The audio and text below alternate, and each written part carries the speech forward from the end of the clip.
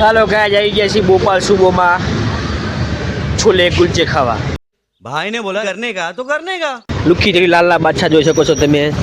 આ જયવીરભાઈ છે, આ પારીશીઓ અને આ ફુગ્ગાવાળા. ઉડે તો જા બાકી બાવળિયામાં કા. જોઈ શકો જયવીરભાઈ.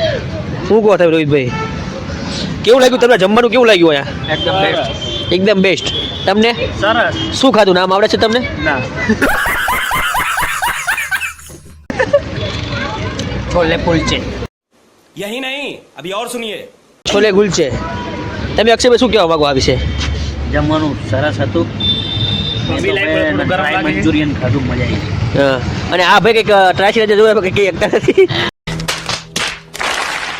ઠંડી ફૂલે આઈસ્ક્રીમ ખાય. પારસભાઈ વિશે આપણે પારસભાઈ બે શબ્દ કહે છે. આયા હતા અમે ચાપડી ખાવા, પછી એમાં ચાપડી ખાવાની આવે એમને ખબર હતી.